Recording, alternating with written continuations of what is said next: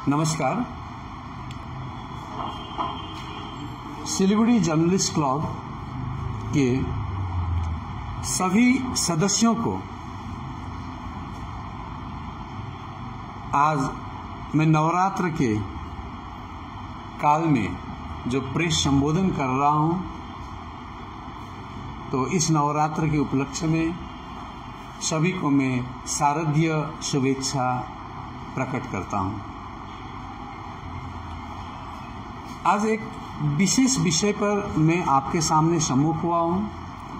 आपको मालूम है, पहाड़ में लगभग 4 महीने से संजय बंसल का मालिकाना में जो एक कंपनी है, Darjeeling organic tea estate private limited, जिसको शॉर्ट फॉर्म में हम लोग DOTEPL बोल के जानते हैं, इसमें कुछ विवाद चल रहा था। ये कंपनी श्रमिकों के ऊपर अन्याय कर रहा था, फाइनेंशियल अत्याचार कर रहा था। तो शुरू में तो ये किसी को दिखाई नहीं दिया, लेकिन 4 महीने पहले, आज से लगभग 4 महीने पहले 4 जून 2022 को मैं अम्बोटिया चाय बागान गया था। ये अम्बोटिया चाय बागान जाके वहां के मैनेजर से मैं मिला था। मेरे साथ तब पहाड़ के एक राजनीतिक दल CPRM के ट्रेड यूनियन के कुछ अधिकारी भी गए थे। उस वक्त ये बंसल कंपनी ने, संजय बंसल ने, इनका 10 चाय बागान है पहाड़ में। पहले 14 था, 4 ये बेच चुके हैं। ये भी इन्हें लीज में दिया गया चाय बागान, इस तरह बेचने का इन्हें कोई अधिकार नहीं था, बावजूद इन्होंने 4 चाय बागान बेच चुके हैं। और ये जो 10 चाय बागान था, इस 10 चाय बागान में लोगों को 2 फोर्टनाइट से 3 फोर्टनाइट होने को चला था, डेली वेजेस नहीं मिल रहा था। इसके साथ ही कई सारे वित्तीय अनियमितताएं वहां पर थी। तो मैं वहां जाके लोगों से समझा, इश्यू को देखा, और उसके तत्काल बाद 15 जून 2022 को मैं पश्चिम बंगाल के लेबर मिनिस्टर श्री बेचाराम मन्ना जी से मिला। उनसे 10 मिनट बातें की, एक चिट्ठी दिया इस मामले पर, और 2 फोर्टनाइट का पैसा उन्होंने वहीं से फोन करके मालिक को खुलवाने के लिए कहा। तो इस तरह उस वक्त 2 फोर्टनाइट का पैसा श्रमिकों को मिला था। बावजूद इसके बाद भी वहां पर ये वित्तीय अनियमितताएं कंटिन्यू रहा। और मैंने ये सिचुएशन क्या है, इसको समझने की, इसकी गहराई तक जाने की कोशिश की। जब मैं गहराई में गया तो मुझे कुछ बातें पता चली। ये 2015 में पश्चिम बंगाल सरकार ने संजय बंसल को ये कंपनी चलाने के लिए दिया। तब पश्चिम बंगाल सरकार ने MOU में लिखा था कि हम श्रमिकों के ऊपर कोई अन्याय अत्याचार होने नहीं देंगे। ये लिखा गया था। उस वक्त तत्कालीन मंत्री पार्थ चटर्जी का बयान भी हमारे पास है। ये रिट्रेंचमेंट, जो इकोनॉमिक डिफिकल्टी कहा जाता है, जिसको रिट्रेंचमेंट ऑफ वर्कर्स होने नहीं देंगे, ये बंगाल सरकार का उस वक्त का दावा था। और 31 करोड़ में उन्होंने ये चाय बागान संजय बंसल को दिया था। उसके बाद संजय बंसल ने इन चाय बागानों को और अच्छा बनाने के नाम पर ये सारे चाय बागानों को दिखाकर बैंक से 110 करोड़ लोन लिया, और वो 110 करोड़ लोन पहाड़ के चाय बागानों में नहीं आया। और उन्होंने लगभग अपने चाय बागान को सिख इंडस्ट्री की तरह रखा। रखने के बाद फिर इन्होंने ये चाय बागान को इकोनॉमिकली उठाने के लिए, ये चाय बागान को अच्छा बनाने के नाम पर विदेशी लगानीकर्ता से 400 करोड़ रुपया लिया। तो टोटल संजय बंसल ने 510 करोड़ ये 14 चाय बागान के नाम पर ली, और लेने के बाद में उन्होंने 4 चाय बागान बेच दी। 4 चाय बागान बेचने के बाद उन्होंने फिर अब नहीं बेचने के लिए फिर इस तरह का नोटिस भी निकाला, खुद बेचते हैं, खुद मना करते हैं। ये एक नाटक चला चाय कंपनी के मालिक का, ये अखबार में छपा हुआ नोटिस है। और मैंने जब इसके ऊपर गहन से अध्ययन किया तब पता चला संजय बंसल ने उस टाइम पर जब 110 करोड़ लोन लिया, उसके बाद ये मेरे पास लिस्ट है, 14 नया कंपनी खोला। उस कंपनी के CIN DIN नंबर सभी यहां पर है। सभी की मैनेजिंग डायरेक्टर संजय प्रकाश बंसल है। बहुत रकम की है इसमें, चाय से रिलेटेड मतलब नॉन रिलेटेड भी है। और जैसे अब एक देखिए सेवोक टावर प्राइवेट लिमिटेड, इसमें चाय का क्या भूमिका रहेगा? Fact star commercial private limited, इसमें चाय का क्या भूमिका रहेगा? इस तरह का 14 कंपनी को, वो 510 करोड़ से। और आज पूजा के मुंह पर नवरात्र चल रहा है, बागान में मजदूरों का हालत इकोनॉमिकली बहुत वीक है, उन लोगों के पास पैसा आने का दूसरा जरिया नहीं है, उनके पास खाने के तक के पैसे नहीं है, क्योंकि कई फोर्टनाइट से उनको डेली वेजेस भी नहीं मिला है। ये बोनस तो बहुत दूर की बात, कल रात बंसल कंपनी के 10 मैनेजर रातों रात बागान छोड़ के भाग गए। उनमें से एक मैनेजर को मुंडा में लोगों ने पकड़ के रखा। अब इसमें श्रमिकों के साथ जो अन्याय हुआ है, इस अन्याय को ठीक कैसे किया जा सकता है? मैं यहां बैठ के एक विधायक होने के तौर पर बयान दे सकता हूं, संजय बंसल को दोष दे सकता हूं। सरकार ने इसमें नहीं देखा। मेरे बताने के बावजूद मैंने बताया था सरकार को। मैंने डीएम से जाके भी ये बात कहा था, ये जो मैं अभी आपको बता रहा हूं, मैंने डीएम साहब से भी बात की थी। मैंने दार्जिलिंग में डीएम को बताया था, आप अकेले एक लीडर अनित थापा जी और उनके पार्टी के ट्रेड यूनियन के साथ, सिर्फ एक ट्रेड यूनियन के साथ आप बैठक कर रहे हैं इस इश्यू पर। पहाड़ में और भी नेता हैं, पहाड़ में और भी जनप्रतिनिधि है, पहाड़ में और भी लेबर यूनियन है, आप उसको क्यों नहीं बुला रहे हैं? ये अकेले करना ठीक नहीं है, मैंने डीएम को कहा था,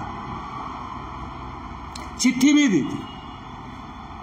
ये होने के बावजूद जब ये सब भाग गए, मैं किसी के ऊपर दोष दे सकता हूं, लेकिन आज हमारे श्रमिक के पेट में अन्न कौन पहुंचाएगा? ये सबसे बड़ी समस्या। 10,000 लोगों के पास, 10,000 श्रमिकों के पास, उनके पेट में ये पूजा के अवसर पर, एक फेस्टिवल के अवसर पर खाने के लिए वो तरस रहे हैं। अपने बच्चों को कपड़ा तो दूर की बात। तो इस सिचुएशन में मैं 2-4 बातें यहां रखना चाहूंगा। देखिए, अब जो होना था हो गया, वो लोग भाग गए हमारे बताने के बावजूद। जब 4 महीना पहले मैंने इस बात का जिक्र किया था, बंसल ये कर रहा है, तब पहाड़ के कोई राजनीतिक दल सामने नहीं आया।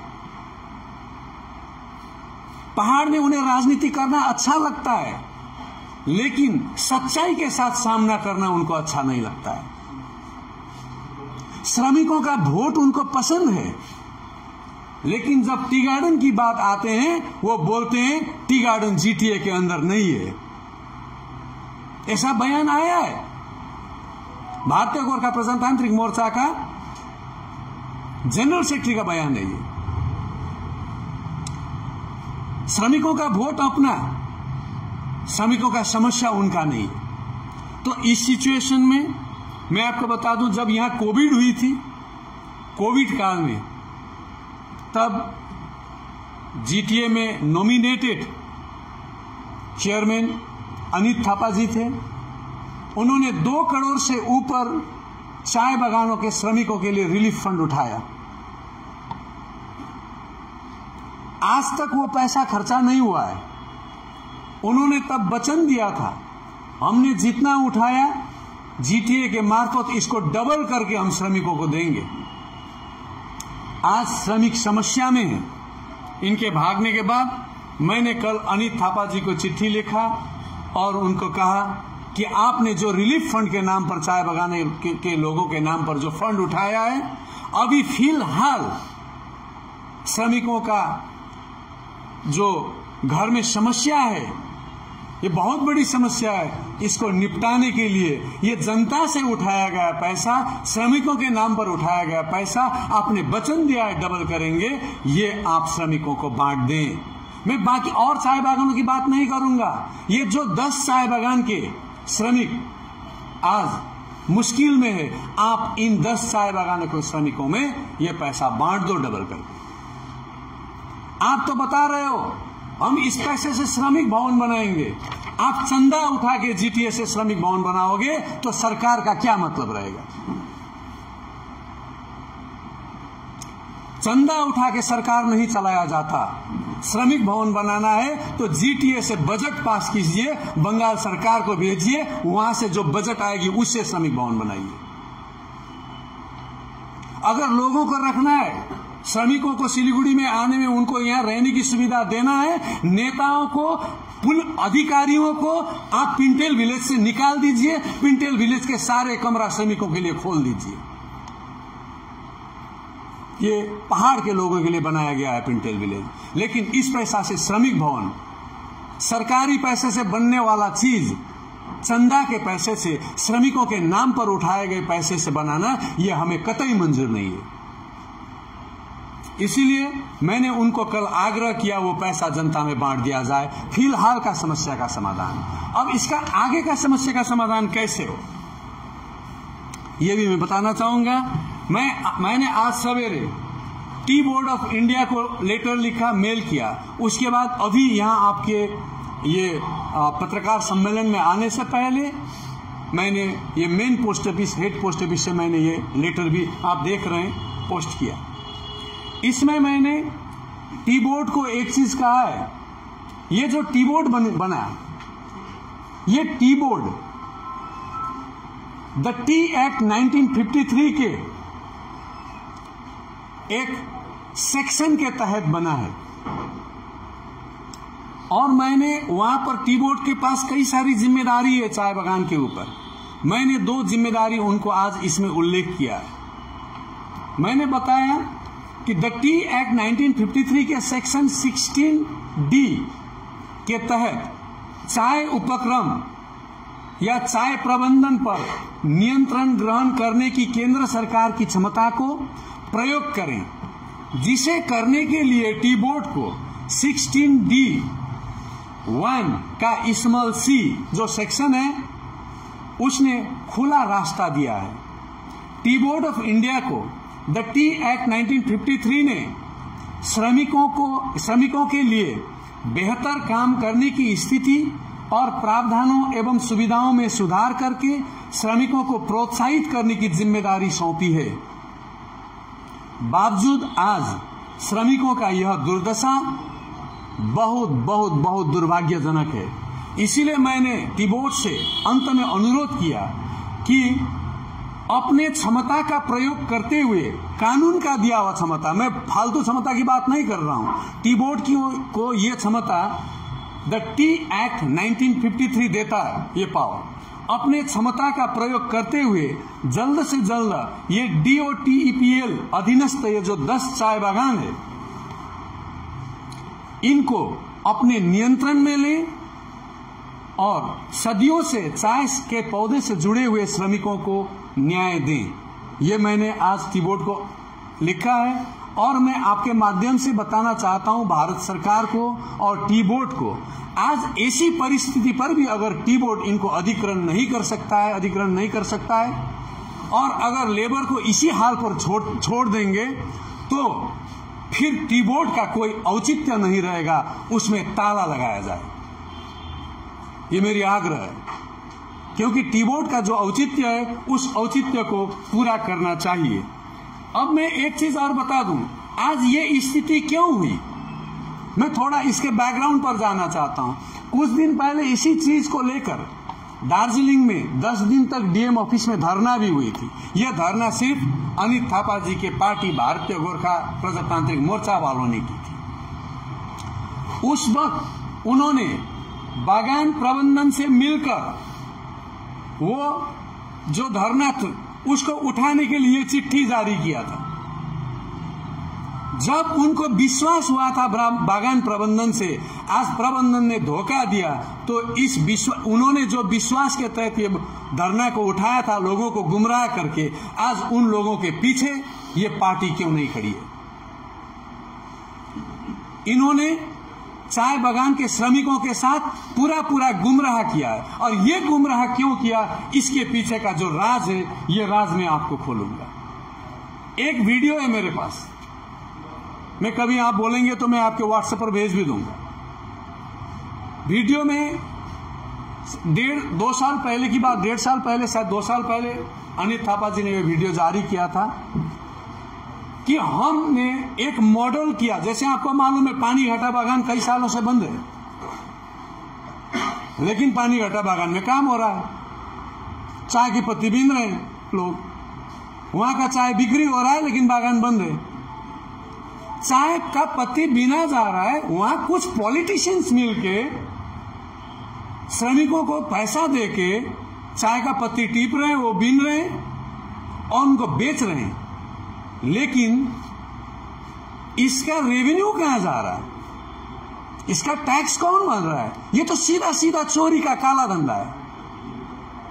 विदाउट पेइंग टैक्स एक बिजनेस चलाना, यह अपराध है, ये वित्तीय अपराध है।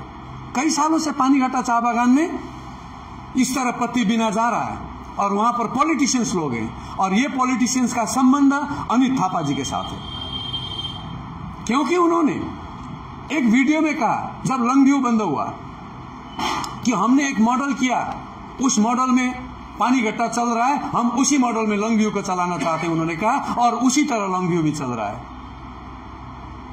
आज इस 10 चाय बागान को भी वही हालत में ले जाना चाहते हैं, वहां पर पॉलिटिशियंस चलाते हैं, कोई कंपनी एक्ट नहीं है, न उनको कोई कंपनी की तरफ से सुविधा मिलता है, न कुछ मिलता है, थोड़ा पैसा मिलता है जीने के लिए, सिर्फ पेट भरने के लिए इल्लीगली बागान चल रहा है। इसी तरह इल्लीगल बागान चलाने के लिए ये जो 10 चाय बागान बंद हुआ, इसके पीछे भी अनित थापा जी का मंशा क्लियर नहीं है। मैं आपको एक ये उदाहरण देता हूं। मैंने 31/8/2022 को ये आरटीआई किया था, लेबर डिपार्टमेंट को किया था, बंगाल सरकार की।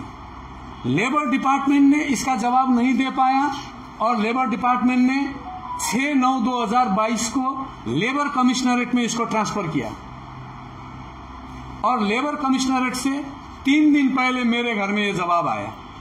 मैं आपको मेरा प्रश्न और जवाब सुना रहा हूं। मैंने पूछा था, do the department know that Panighata tea estate is in close state at present? Department ने कहा यस। डिपार्टमेंट को मालूम है पानीघाटा चाय बागान बंद है। फिर मैंने पूछा, in the close tea garden politically affiliated peoples are using tea labours to plucking and the leaves are being sold. Does the department had any knowledge of this? वहां पर कुछ पॉलिटिशियंस पत्ती बीन रहे हैं और उसको बेच रहे हैं, क्या ये विभाग को मालूम है? तो मुझे जवाब मिला, we don't have any knowledge, सरकार को मालूम नहीं है। फिर मैंने पूछा, under this problematic structure are the tea labours being benefited under labour act? If yes kindly furnish the detail. तब फिर उन्होंने एक जवाब दिया, financial assistance to workers of lockdown industrial unit is given, जो फाउलो कहते हैं, is given workers employees at ₹1500 and Puja ex gratia at ₹1500। इसका मतलब बागान बंद है, इसका मतलब बागान बंद है जब फाउलो दे रहे हैं वो लोग। फिर मैंने पूछा, if the labours are made to pluck leaves which are being sold, furthermore who is keeping the record of production and profit? फिर मुझे डिपार्टमेंट बोलता है we don't have any information, सरकार को मालूम नहीं है। फिर मैं पूछता हूं, since how long has this tea garden being operated by some selected political individuals? फिर मुझे डिपार्टमेंट बोलता है we don't have any information। और मैं पूछता हूं, क्या इसका रेवेन्यू प्रॉफिट लॉस का हिसाब मिल रहा है? Does the department act it's not to approval towards the operation of closed tea garden? इस तरह चलाने के लिए परमिशन दिया गया?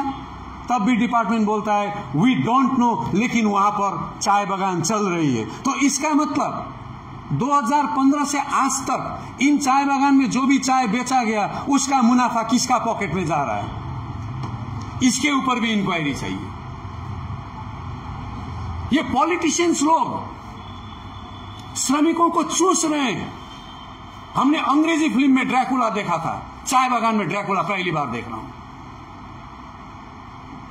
आज इसके चलते श्रमिकों के आंखों पर आंसू है, श्रमिक रो रहे हैं और उनके नाम पर उठाया गया पैसा 2 करोड़ से ज्यादा, शायद 2.5 करोड़ से ज्यादा, उस पर पॉलिटिशियन कुंडली मार के बैठे हैं।